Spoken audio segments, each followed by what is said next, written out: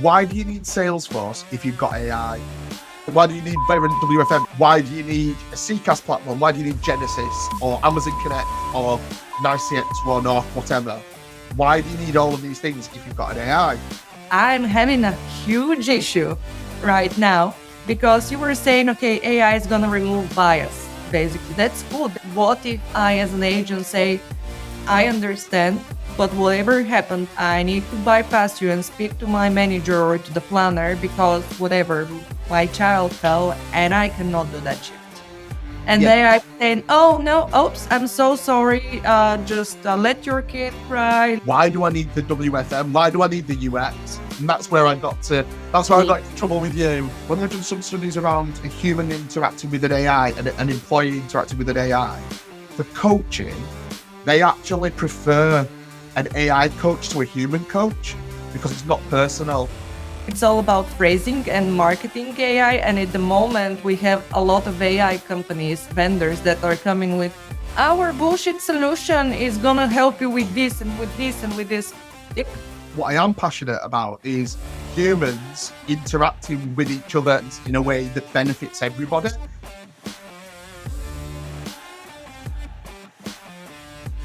Hello, everyone, and welcome to WFM Unfiltered. Today, we'll be going to controversial Manchester because my guest, I don't know, we were about to do that recording a while ago. And I would like to think that he was scared of me, but sadly, he wasn't. Let's see how this recording will go. So, I would like to introduce you to Jimmy. Jimmy, how are you doing? I'm good, thank you. I'm good. I was just talking to you just before we started about me having a weekend on my own with all of my children. So you caught me at a good time because I'm sleep deprived and I'm a little bit battle weary. So you might land a few punches on me today. Mm. So the way that I heard it is you're even using your children as an excuse that I'm gonna beat you. I tell you what, I'll use anybody as a human shield. It doesn't matter. Fair, fair. But before we start kicking your butt, I'm sorry, talking about stuff. Can you please introduce yourself? I can indeed. So I'm Jimmy Hosang. I'm the founder and CEO of Mojo CX.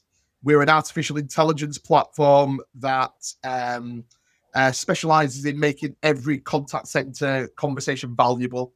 And we do that in a few different ways. The first is around conversational guidance and next best action. So, what to say, how to say it. So, agent assist, but trying to put things into plain language.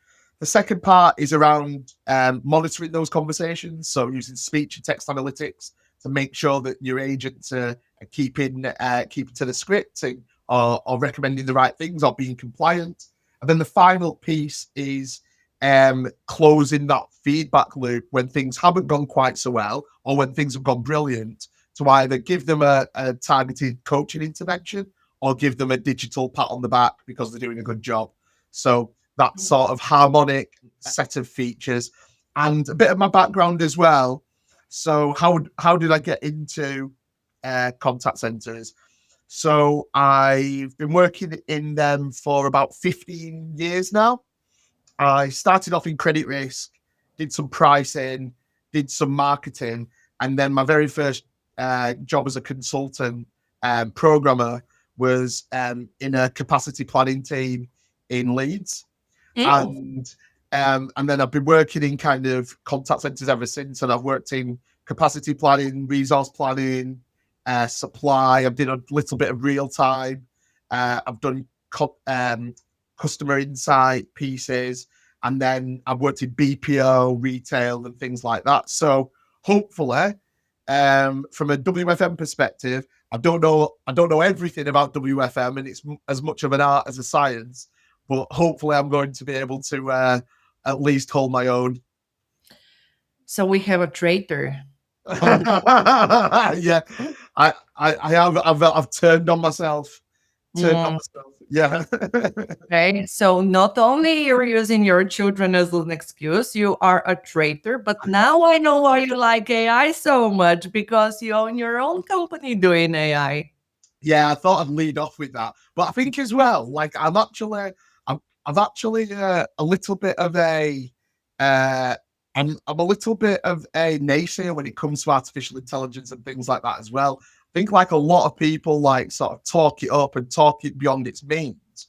So to a certain aspect, I'm a little bit of I'm a little bit of a naysayer when it comes to it, but actually when it comes to things like WFM or CRM or just CCAS, I do think it's got applications that are kind of already pretty solid and as as good as a human at some of those things. But I'm sure we'll come on to that as we go through the conversation. Let's get right into it. So, I have read, I believe that post was maybe a couple of months old already when you were approaching the topic as AI is going to replace WFM and basically maybe even agents in the future, and we will no longer need WFMers slash planners, human beings. So take me away, like explain to me how this is going to happen. Okay, so first of all, let me just explain like my thought process around Oh, this. So for a long time, I've been pretty down about AI and what people class as AI and what people class as automation. And but there was a running joke within my company that we didn't have AI in our name. And the reason for it is because we were like, well, if we add AI onto our name, we'll just get more hits. Like it's just a marketing tool. So one day we changed our company to have .ai in the title, and the hits on the landing page and things like that, and our traffic like increased because of it. So we just believed that it was a bit of a marketing tool. That said, probably about 2 years ago, I was invited onto a live talk, the Contact Center Network with Gary Gormley, and we were talking. I was talking with a couple of guys, some that have kind of auto QA companies, others that do kind of voice AI, but from a more of a consulting point of view. And we were talking about the applications for artificial intelligence. And look, I said this. It wasn't WFM. mm, It was software, it was SaaS. It's even the stuff that I'm doing. So what I said was, why do you need? Why do you need Salesforce if you've got AI? Why do you need Verint why do you need Verint WFM if you've got an AI? Why do you need a CCAS platform? Why do you need Genesis or Amazon Connect or NiceCX1 or whatever? Why do you need all of these things if you've got an AI? And people looked at me like I'd grown a second head. Like the other guys, including Gary, were like, "What are you on about?" But what I said was, and it's probably best explained through through the journey of CCAS. So, when back 100 odd years ago, when somebody wanted to make a phone call, they simply picked up a phone and it went through to an operator. And the operator said, like, who do you want to, who do you want to speak to? And I go, I want to speak to Irina Hollat. So I'm going to argue with her about WFM. And they go, oh, Irina, right, I'll put you through. And they used to route it through. And then because phone calls became so popular, proliferation of phone calls, they couldn't employ enough operators to route the calls. So they needed to find a different way of doing it. So that's how we went to telephone networks. So hardwired telephone networks, where through numbers, you could route people through to different parts. So then there was a proliferation of hardwired networks. But then people wanted to reduce the cost of the networks. It was too costly to maintain. So then we needed to move it to fiber optic, and we needed to move it to digital. So was it 30 years ago, maybe slightly longer, but moving forward, we then moved to kind of voice over internet protocols, and it was all sort of digital kind of traffic, digitizing it, moving the mud and human labor engineers into data centers, and then they would build the data centers and stuff. So your physical engineers became more of your digital engineers.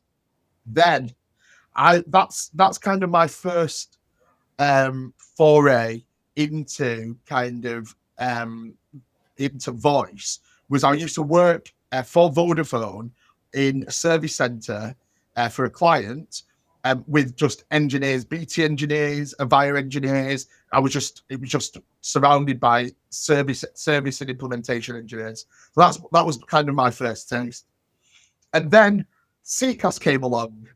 So CCAS came along because the cost of all of those engineers was so much that we needed to make it simple to route calls around. And therefore, because everything was then digitized, they started to move everything into the cloud. And that's where we are kind of today, which is the proliferation of CCAS. So everybody's now migrating for their on-prem solutions into cloud. Right. However, my belief is that with AI, I'm sorry, let me just say one more thing. The idea of CCAS is you can just, through a web interface, plumb a contact center together through drag and drop with low code, with low requirements of expertise, and to get a functioning contact center with high availability. So my belief is that with AI, you no longer need that interface. I think it's like going back 120 or 120, 120 years to just being able to pick up the phone and going, I want to speak to Irina, and it just routes you. The only difference being is those operators are not humans, they're AIs, and they can do a billion things all at once. And so rather than humans like interacting with UX and UIs and having to plumb things together, I think it's almost slightly simpler. Whereas a human customer can just pick up the phone and go, I want to speak to brand A or brand B or brand C, and it will call them. And then the AI on the other end will just understand that the customer's contacted them, maybe even via an AI, and then just route it through to a person without anything in the way. There's not UX or UI necessarily in the way. It's just AI. Then to WFM. So if you then take that concept and then plug it into WFM, I've spent so much of my working life wrestling with WFM systems, with with capacity planning, forecasting, supply side, keeping your agents up to date. No one ever does uses the forecasts in the system. They're always taking it out and doing it in Excel and then plugging it back into it for the interval profiles. Everybody's like doing the interval profiles out of the system, plugging it back in. Skills mappings. So all of the skills issues is all like always different, and it's not quite how the system would use it. Back when everything was on prem, every time you wanted to redo your shift pattern, it uses Erlang to basically do a mathematical calculation. I've had situations where, because of the size of the business, because it was all on an actual physical piece of tin, it used to take so long to do the shift patterns that people just used to then take it out of the platform and do the shift patterns manually, and then load them back in. They were doing that weekly, and then to do for the real time team to do quality of service, like, because obviously you've had that absence and sickness in the morning, it used to take so long to get through. I think at one point I was working with teams that were planning for 6,000 agents, and it was just taking so long because it was on an old under provisioned box anyway. And I go through all of this and I'm like, that's just the software. So that's just the software. On top of that, you've then got all of the humans who are trying to have to fight with the software to make it work.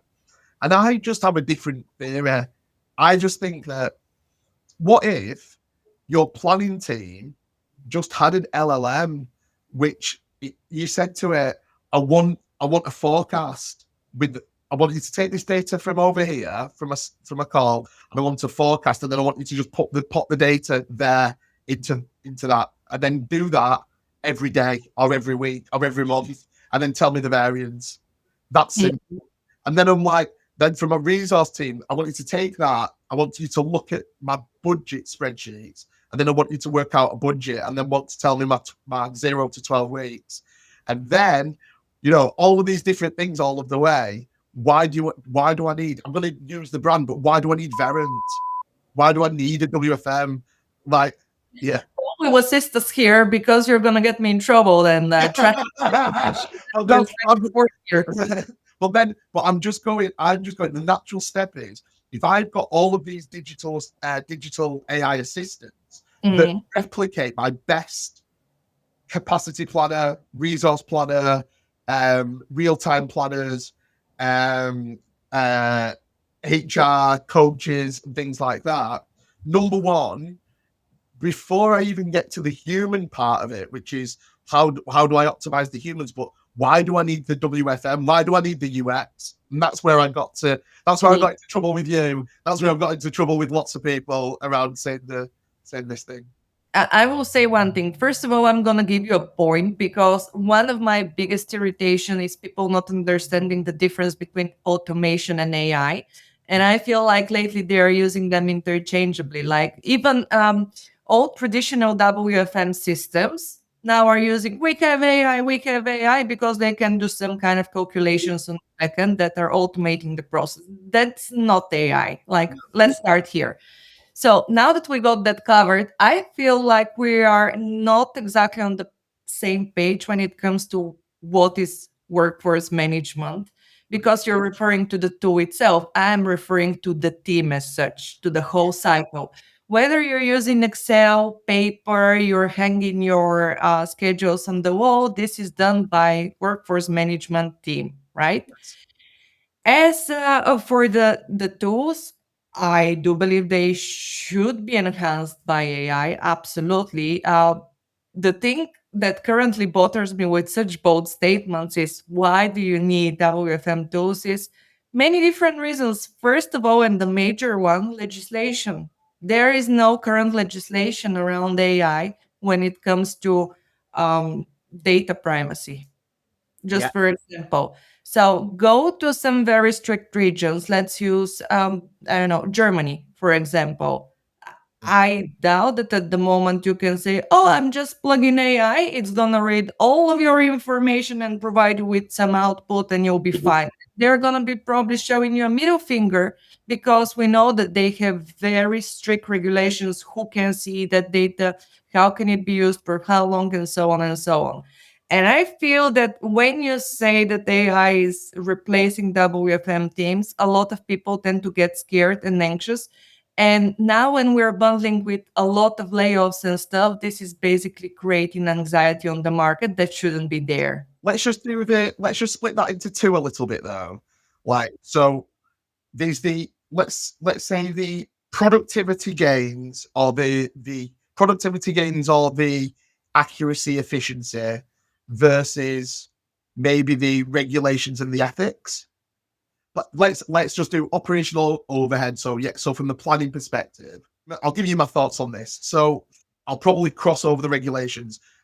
When we've done analysis before, my team. So first of all, my company, my team, we're not doing any WFM automation stuff at the moment.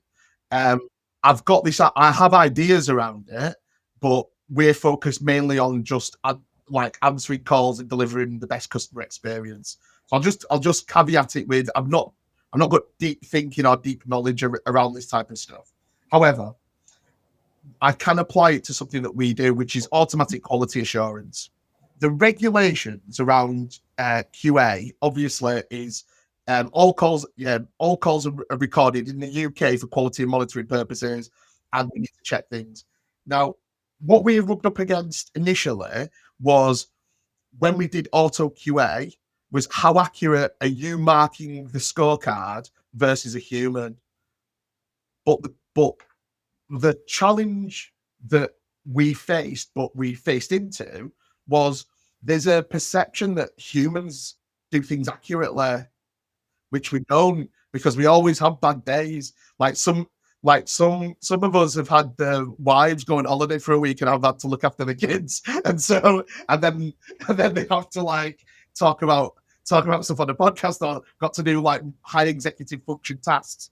So when we did like a like for like study, especially especially on items that are subjective, like did the agent display empathy?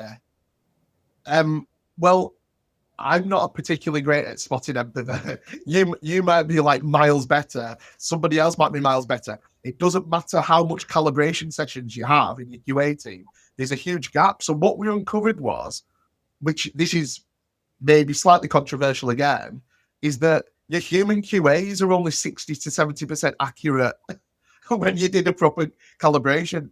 So if I do 100, so if then I auto QA 100% of the calls, but at 70% accuracy, I'm from an accuracy perspective, I'm at least as level as a human, but I'm getting across like more and more calls. So I'm just going to loop that back to the regulations in Germany in general. Like I think that I think that I find Germany strange. I can't quite wrap my head around the concept of, first of all, your first of all your customers being able to opt out of recordings and personal data. That's fine, but Mhm. the concept that your workers can say whether or not they're happy to be coached on something. Mhm. I mean, for me personally, I'm mixed race, but I grew up in UK. I grew up maybe in this capitalist like ecosystem.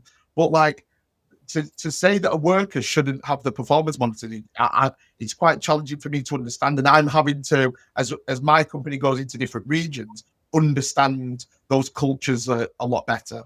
That said, though, when it comes to WFM, I think that there's lots of benefits around to the workers for having artificial intelligence interacting with them.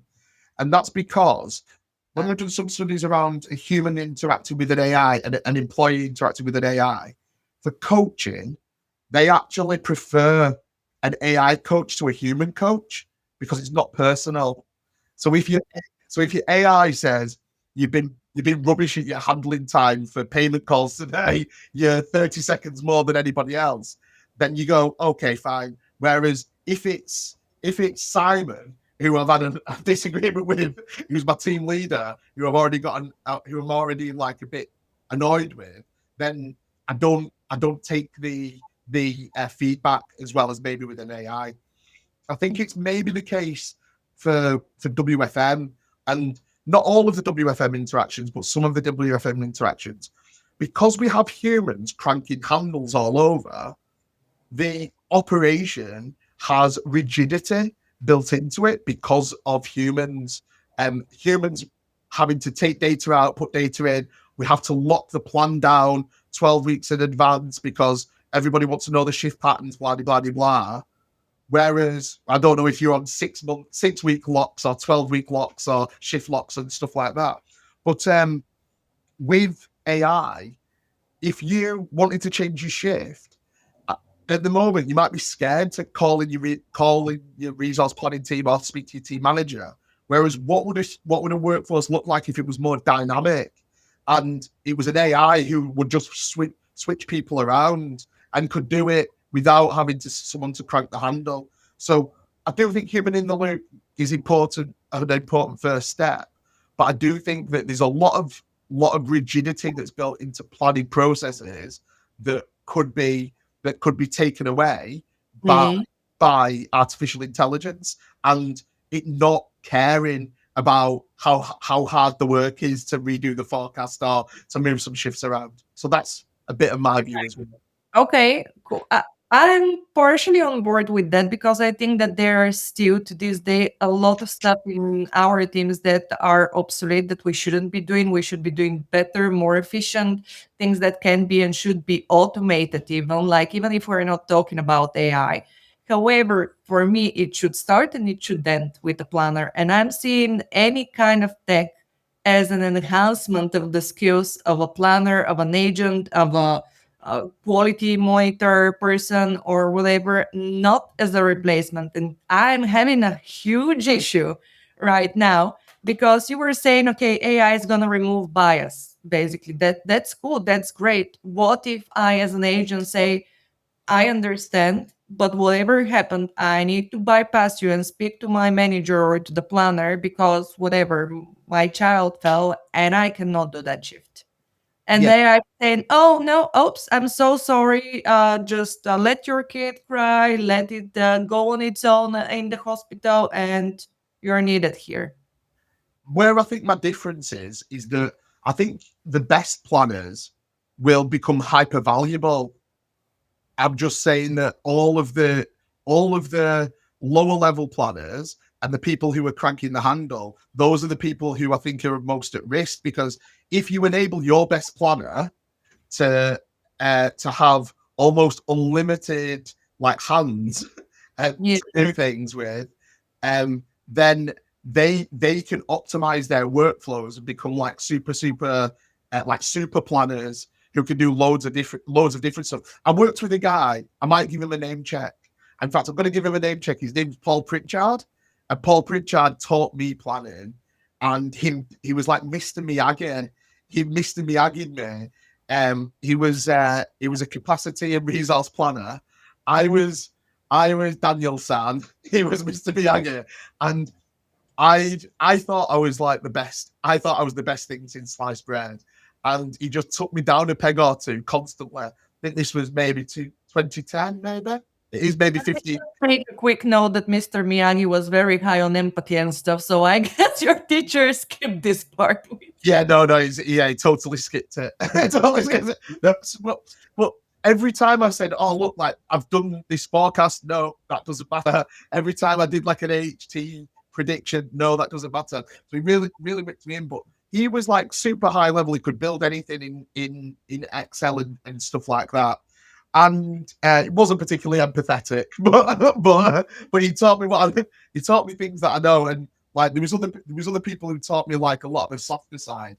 But that said, um, but if you gave him unlimited capacity to build forecasts, to push data to and from systems, because he had a technical problem, which was he did everything in Excel, but then the Excels had to then be pushed into um, whatever WFM system it was. Then we had forecasting models in a different system, pricing in a different system. But if you gave him unlimited capability as a one person, then he would be able to auto and maybe through an interface where he didn't have to code, he could just go, "These are the specific things I want you to do," and I know specifically. We were sat on a team of maybe 16 planners, and maybe Paul could have done all of it. Maybe he did 15 years ago, but he can definitely do more of it today. So I think but I do agree. I agree to a certain extent. I just think your best guys are going to be more productive. And I Oh, think, we are on the same page on this one. yeah, What you're referring to and what I'm referring to is administrators that are doing copy paste, manual swapping of shifts and stuff that even with traditional WFM systems you can do even right now. And that's yeah, why I'm saying, like, forget about AI. A lot of stuff currently on the market should be more efficient. However, what I'm slightly annoyed with is minimizing planners to just the technical or number aspect, because for me, a planner should be much more engaged in the conversations with the different stakeholders, knowing where the business is going, getting that knowledge, thinking how can we improve the processes, getting other stuff on board, give any sort of suggestions that can help the business, yeah. right? Which is not necessarily AI driven part or tech driven or numbers driven part. So this is where I'm having very big reservation on. I see that you're mostly coming from numbers perspective, but that's not all about what planning team are doing. It's not, but I, but let me. But it is. So it is. No, No, no. no, It, um, yeah, hear me out a second. I think the political way that planning has to nudge its way through the entire process is one thing. But I've always my planning from a planning perspective, like when I started planning, it was part of finance. So I worked in finance planning teams. It was operational planning, capacity, resource, but it sat within the finance division. So maybe I do have like a different outlook on it versus like the operations point of view. But I think a lot of the softer side of things, the interface into the first of all, I think the hard numbers are I have a budget that I have to hit, and I have a number of people that I need on the phone to hit a quality service in a day is the hard numbers. I think that the challenge for planners and the guys who I know who are the best are very, very good from a political point of view and a stakeholder management point of view.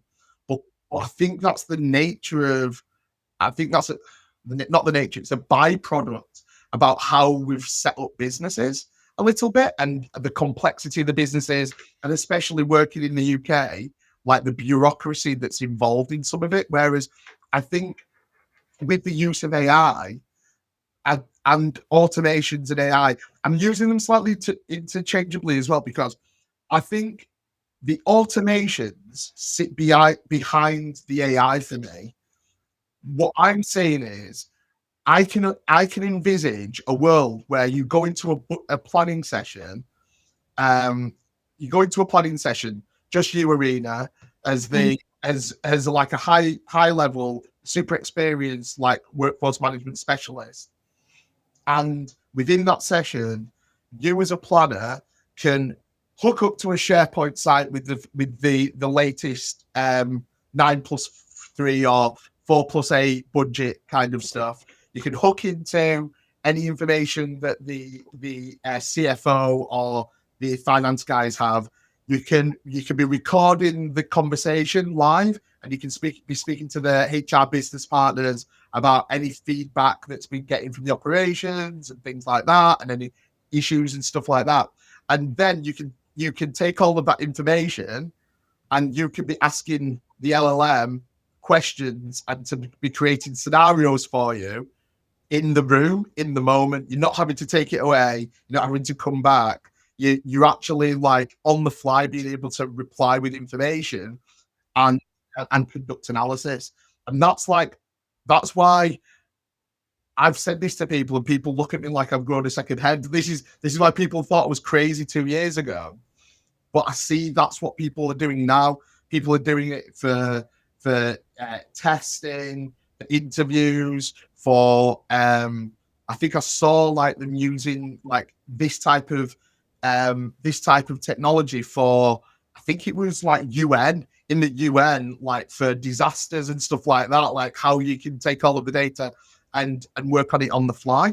And so I still think there is that human element. I just think that at the moment you've got these high level people, and then you've got high level people, you've got people who are moving into that space, but then you've got a lot of cranking of the handle, trying to get data into systems. And imagine if you didn't have the problem of getting it into a system.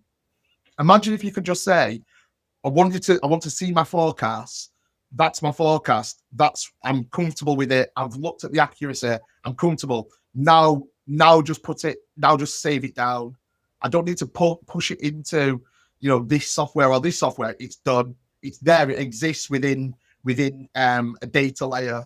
Then I can say to my resource planner, go and just reading that into the AI LLM, and now go and give me what is my best kind of interval for Mondays, Tuesdays, Wednesdays, and things like that. That's fine. Do the accuracy, forward it to me. Am I happy with it? Yes. Now save it down. So you remove some of the friction points that we've got interacting with interfaces as well. I agree with you. I absolutely 100%. I'm hoping we get to this stage, but this is exactly my position. I need to tell the AI what I need, right? Yeah. You need that human element of a planner, of a whatever function it is, to navigate that AI, what it wanted to produce. And it's not much different with any kind of tech. You need a human element behind it to be the driver, right? And Yes. this when you're saying replacement, because for me, I'm looking at it from the perspective of people in the team, right? I need a human. This is the same as your, for example, once upon a time when people were calculating on the calculator how much you have to pay them. Now everything is automated. They just scan it and Yes. whoop. Yeah, exactly. This is what we're going to replace with people copy pasting shifts. I agree. However, when it comes to just planning people and day-to-day operations, stuff changes. People come, ask stuff, constantly something is in the way. There needs to be a decision maker for all the changes, and AI can advise you. What if the people are not happy with this decision? It needs to be escalated to someone who is a human decision maker. And that's the issue when, for me, somebody says, well, we no longer need WFM in general. Okay, we don't need team leads, we don't need agents, we don't need humans at all. So what do we do then? Yeah. So I think the concept of WFM will remain even if there's no human agents, because Okay. because workforce management will still be required for managing compute, because you'll say, in a world where a human being does 8 hours a day, I don't know, like 5 to 6 hours talk time, however many hours, what's it, like maybe 80 hours a month or something of talking to customers.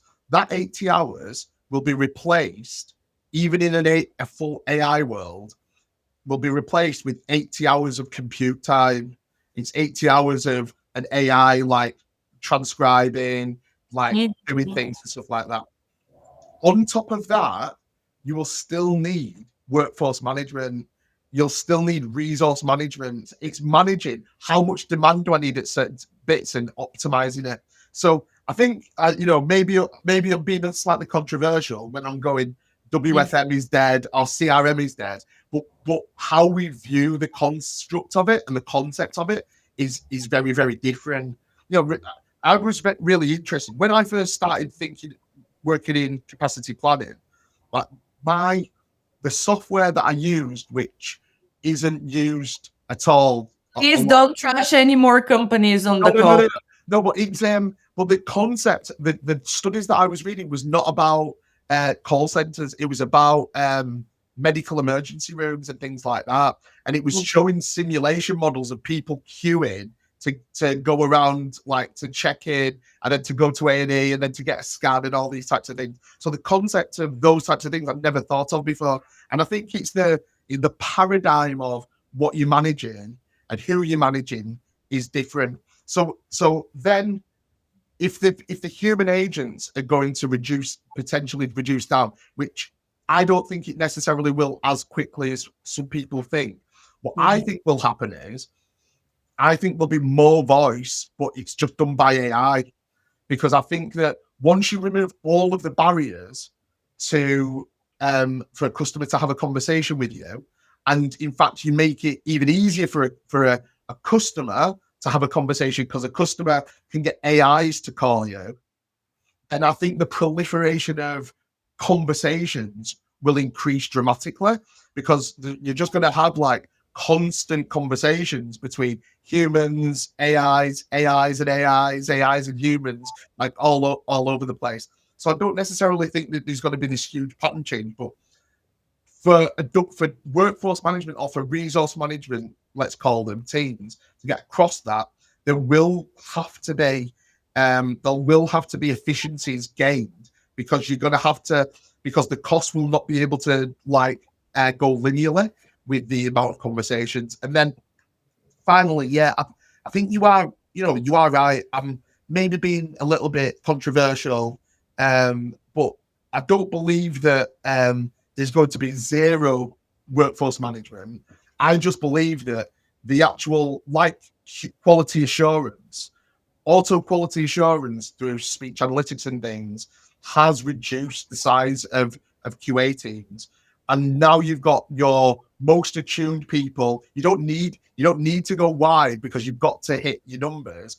You can go specialized and you can get the best person in. I personally believe that for almost every single workforce management discipline, you could have less staff but higher paid, more specialists, and who know what questions to ask and how to tune the machines. Okay, you're not that bad, Jimmy. I think we're That's what people say once they get to know me. When it's before they get to know me, then they don't like me. and then if not you and then if you know me too well, then you start to hate me again. So then you just keep it bad. up. It was up on time then. Yeah, I absolutely fully agree. And one of the things that personally gets to me is we know that traditionally contact centers are understaffed. However, we're trying to think of ways to basically make them correctly staffed with the people we have and remove the stupid things, the repetitive things that we're doing, and make them do better things and potentially get even higher pay for your specialists. But then seems to be, I think it's all about phrasing and marketing AI. And at the moment, we have a lot of AI companies, vendors that are coming with our bullshit solution is gonna help you with this and with this and with this. Tick. On that point, though, I think the mix of stuff that you have to do or can do because of AI is important. I see a world where you have how you can blend full-time, part-time gig economy staff all into the same planning model. But at the Mhm. moment, because it's complex to do all of those different things, maybe like globally running like global operations, it's quite challenging to blend all of that together. But if you've got AI supporting planners and supporting WFM teams to mix all of that together, that's what I believe like will be the future. It'll be AI agents with gig economy agents, with Mhm. full time agents, with part time, all blended together. That's what I believe will be the best. But if you think about how people think at the moment, it's like it's all shit or all sugar. It's all right. So I'm gonna have all humans, and then I'm gonna quickly try and get everything to automation, self-serve. Everybody hates self-serve. Everybody hates chatbots. Everybody hates self-serve. But the human mind of corporations can only think of like all shit or all sugar. Like everybody does it for themselves, or we have like a white glove service where you've got humans. But the actual future is a blend. But then that blend, how hard is it to get a CCAS platform that helps you do with that blend? It's bloody impossible. So that's why do you need a CCAS when you need like the inherent flexibility? You can't be reconfiguring stuff all of the time, right? Number two, like why do you need a CRM when if you've got gig economy people? You don't have enough time to train them up on CRMs and things. So why do you need a CRM? Why can't you just capture all of the information and AI just plug it all in and then send off whatever needs to be sent off? Like, why do you need to train people on systems and things like that? So all of these things make a planner's life harder. Mhm. Whereas, but AI can make it easier, but to the point where actually then it does start to like eat into the resource requirement for WFM teams because, like I said, your best people can then configure things in that environment in a much more dynamic manner. And what the difference is, they ask the right questions. Mhm. I think you're converting back to WFM. I see the passion coming back to the way that you're speaking about workforce management, but maybe just end on a note that I feel like many people are using workforce management teams only for contact centers, where in fact it's the same for retail, hospitality, for hospitals, airports, whatever have you. Every single person that is scheduled there to check your passport or to welcome you on the reception of the hospital is a person with a shift that a planner has to create for. And there it might be even more difficult because you don't necessarily have the traffic coming from queues that you can see these numbers. And you're basically working based on gut feeling in a lot of times. So, yes, so you're saying that workforce management as a role is not that. It's going to become even more important. So, I'm happy with that. So, I would like to hear any last words of advice or controversial opinion, what have you. How are we ending this episode?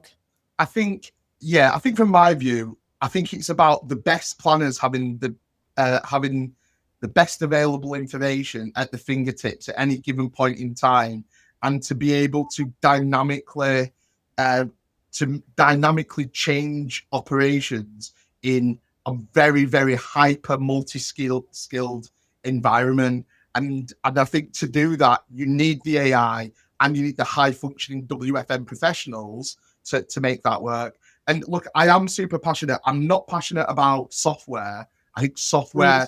the software side of it will slowly die. But what I am passionate about is humans interacting with each other and AIs in a way that benefits everybody. And I think that this more dynamic approach with WFM, with CCAS, with CRMs and things like that will enable us to interact with brands and each other at our own leisure and not be constrained by traditional kind of resource planning models. Okay, I take that.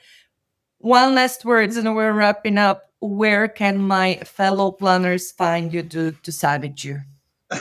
So if you really, really want to take me to task, you can go onto LinkedIn. It's Jimmy Hosang on LinkedIn, or it's Jimmy is Analytics, which is my handle on there. You can also reach out to the Mojo CX company page and contact me via there. It may be filtered by some of my sales and marketing team for any swear words. No more trashing Jimmy. No more. Thank you so much, Jimmy, for this conversation. It was better than I expected, but mostly because of the way that you spoke about workforce management. So thank you for this conversation. Thank you. Thanks for joining us today. I'm your host, Irina Mateva, founder of Right WFM, where we believe that every business and its people are unique and deserve the right solution to their challenges. If you need support with workforce management, we're just a message away. Get in touch at Irina at rightwfm.com or info at rightwfm.com. If you like the content and would like to support the show, please subscribe to WFM Unfiltered on your favorite podcast platform, leave a review, and follow me on LinkedIn. You can also show some love to our great sponsors. For more information about them, check out the episode notes. This is your place for real WFM, so to suggest guests or topics, get in touch at Irina at rightwfm.com. See ya!